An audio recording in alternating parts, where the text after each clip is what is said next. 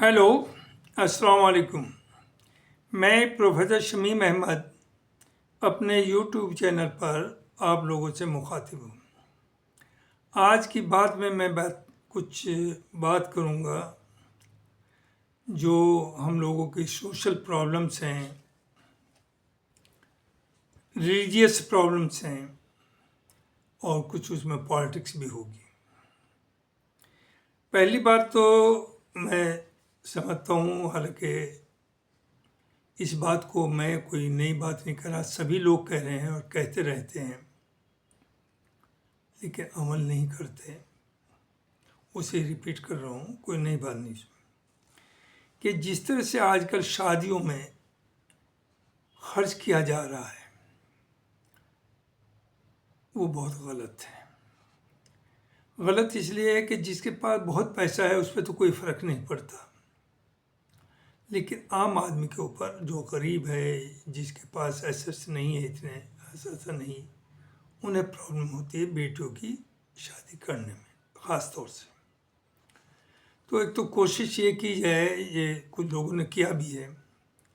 जैसे अभी रिसेंटली अलीगढ़ में एक मीटिंग हुई थी, ऑल इंडिया कुरैश एसोसिएशन है उन लोगों की, कि हम दहेज नहीं देंगे और खाना भी जो होगा उसमें सिर्फ और सिर्फ एक डिश होगी, ना कि जो आजकल चल रही 50-50 डिश। चलिए इसको, लेकिन मेरा तो ये कहना है कि लड़के वाला जब निकाह के लिए है 5 या 10 या 15 या 20 लोगों से ज़्यादा ना आए और वो सब खाना खाएं, निकाह करें, लड़के को ले जाएं।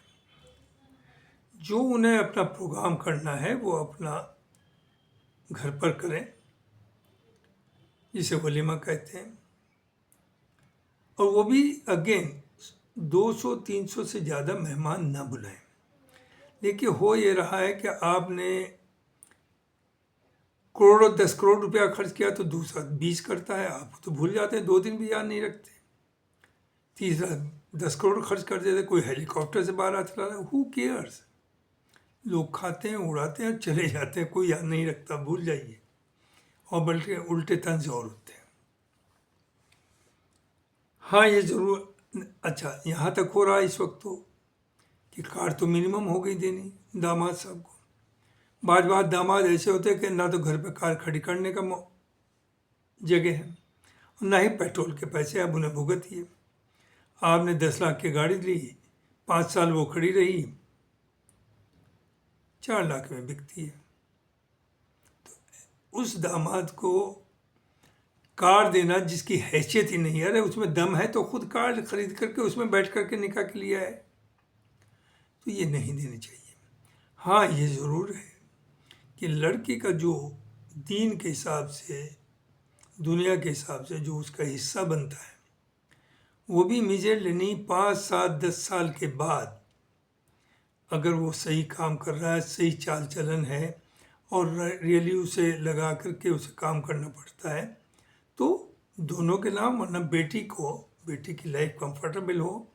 बेटी आपका हिस्सा है, जैसे बेटा है आप से पैदा हुआ है ऐसे ही बेटी हुई है, तो उसका जो राइट है, लीजियस हक है, वो उसे दे दिया जाए 2-4 साल के बाद, इंतज़ार करके कि उनकी लाइफ स्मूथ चल रही या नहीं चल रही। हो सकता है स्मूथ ना हो, इतनी ख़राब हो कि कहीं बिगाड़ ना आ जाए, तो आपने शुरू में दे दिया और बाद में उसने छोड़ भी दिया, माल भी रख लिया, तो वो गलत होता है। तो एक तो ये बात कहनी थी। दूसरी प्रॉब्लम आपके यहाँ, तो इसे मिनिमम पॉसिबल करिए और बारात है या वलीमा हो उसमें 1 डिश, 50 लवाजमात की ज़रूरत नहीं है, कोई कंपटीशन नहीं है। और मेहमान ज़्यादा से ज़्यादा 200-300, इससे ज़्यादा लोग 10-10 हज़ार लोगों को इनवाइट कर रहे हैं। Who cares for that.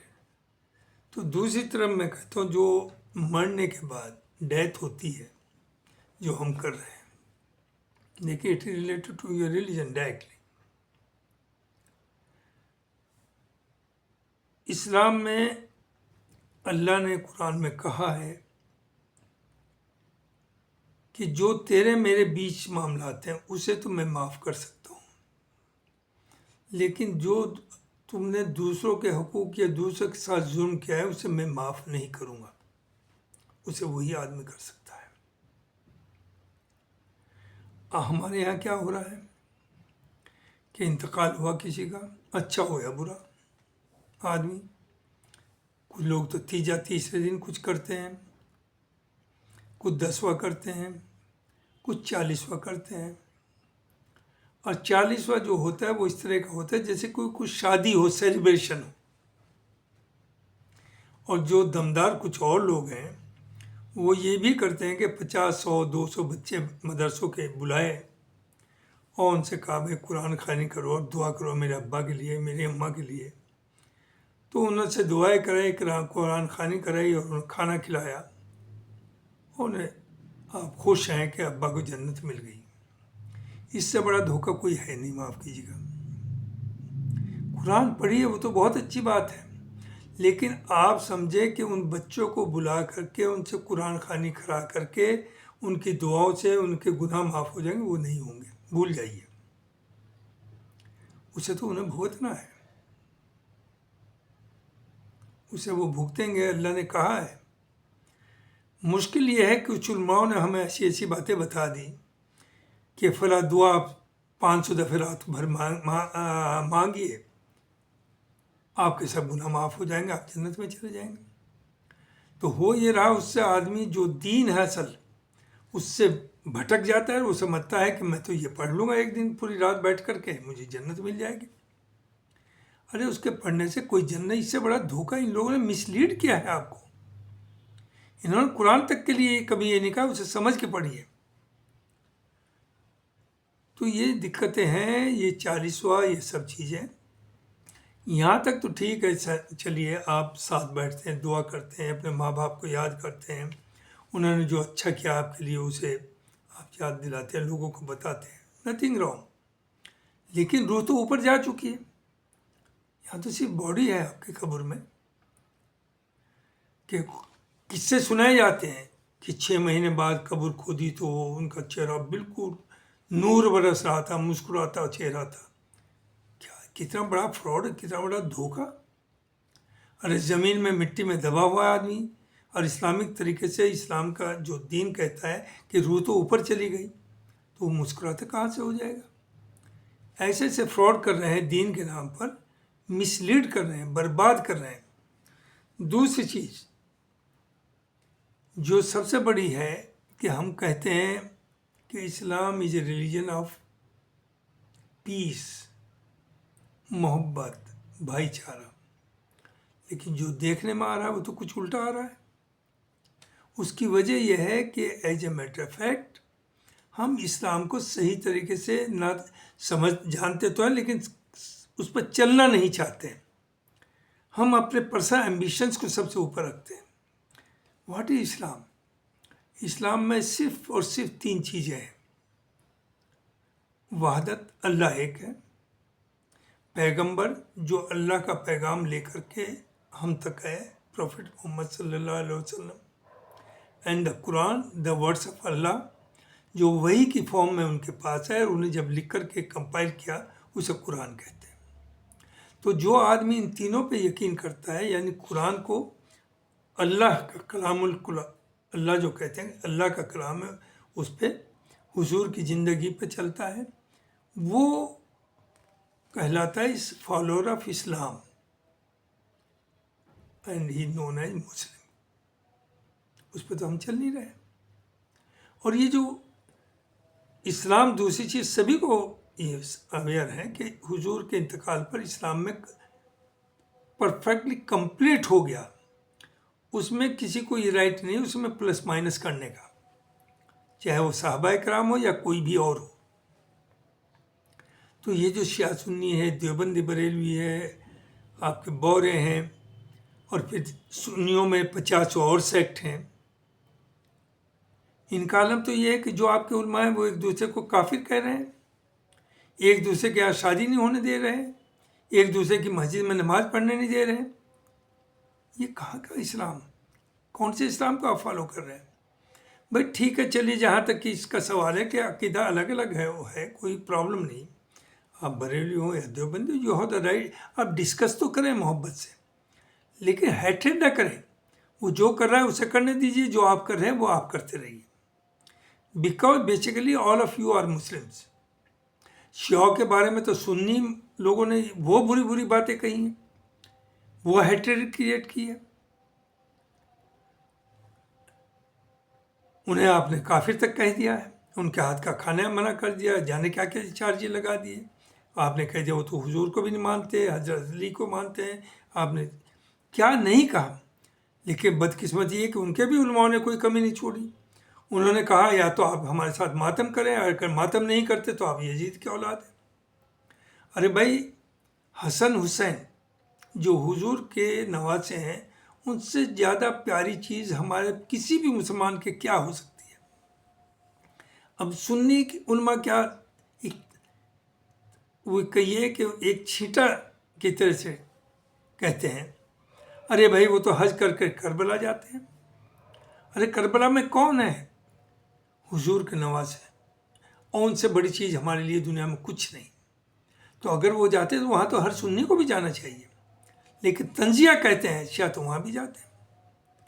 تو ان علماء نے بائی اینڈ لارج، سبھی نے نہیں، کچھ اچھے بھی ہیں، بائی اینڈ لارج انہوں نے آپس میں تفرقے اور ہیٹریڈ کریٹ کی ہے، صرف اپنی دکانیں چلانے کے لیے، اپنے کو پروموٹ اور دوسرے کو ڈیموٹ. تو ان چیزوں سے آپ باہر نکل کے آئیے.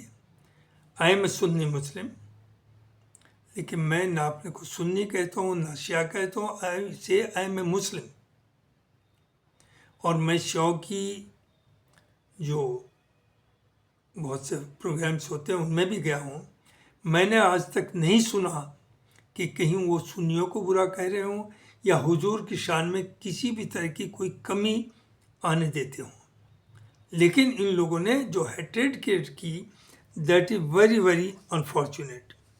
تو اب ضرورت تو صرف یہ ہے کہ آپ حالات بھی آپ دیکھ رہے ہیں جو ملک ہیں، اور یہ بھی آپ جانتے ہیں کہ پوری دنیا اس پہ لگی ہے کہ مسلمان آپس میں ڈیوائیڈ ہو. عرب کنٹریز کو، اور ایران اکیلا ہے عرب کنٹریز اتنے ہیں، لیکن امریکہ از سکسیزفل. یہ دہشت اس نے کریٹ کی کہ ایران آپ کو کھا جائے گا. لہٰذا وہاں جو حالات ہیں سب کے سامنے ہیں. تو یہ سب جو چل رہا ہے اٹس ویری انفارچونیٹ. آپ ایک ہوں، ایک دوسرے سے محبت کریں، اور ساتھ ساتھ ایز اے ہیومن بینگ آپ کی ذمہ داری ہے کہ جو آدمی آپ کے ریلیجن کو نہیں بھی مانتے، وہ دوسرے مذہب کے جاننے والے ہیں، اگر ان کے اوپر کوئی پریشانی یا ایمرجنسی آتی ہے تو اس میں بھی ان کے ساتھ کھڑے کریں. چونکہ دین کا مطلب ہے ایک اچھا انسان بننا، اور انسان کا مطلب ہے سب یونٹی اور محبت.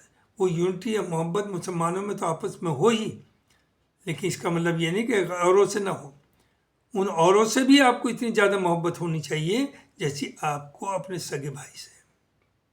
تو مجھے یہی کہنا تھا کہ جس طرح کی یہ ہیٹریڈ کی بات، جس طرح سے کمیونٹی ڈیوائیڈڈ ہے، اب ایک نیا معاملہ شروع کیا ہے. کچھ لوگوں نے اس پہ الگ سے بناؤں گا ویڈیو، جو پسماندہ لے آئے ہیں. پسماندہ کے نام پر وہ ڈیوائیڈ کر رہے ہیں اشراف اور پسماندہ. اور جبکہ پسماندہ کوئی ریلیجن، کوئی کاسٹ ہوتی ہی نہیں. پسماندہ means below the poverty line. لیکن یہ اتنے خود غرض اور بے ایمان اور ڈکیت یا چور کہیے، جن کا صرف اور صرف کام یہ ہے کہ دوسروں سے پیسہ لے کر کے کمیونٹی میں ڈویژن کریٹ کرنا. O B C is not پسماندہ. I am also from OBC. I don't consider myself as پسماندہ. اللہ نے مجھے سب کچھ دیا ہے. ویسے بھی جو او بی سی ہیں اس میں تو سینکڑوں قوم ہیں مسلمانوں کی. قریشی اس وقت ہندوستان میں سب سے ٹاپ پر ہیں اکنومیکلی اور بزنس میں. اس سے پہلے انصاریز ہوا کرتے تھے. تو ایسا نہیں ہے. لیکن آپ یہ پسماندہ کھڑا کر کے आप आपस में डिवाइड करा रहे हैं, आपस में जंग क्रिएट कर रहे हैं, और आप दूसरों के एजेंट बने हुए हैं कम्युनल फोर्सेस के। थैंक यू वेरी मच, ये मुझे कहना। Thank you.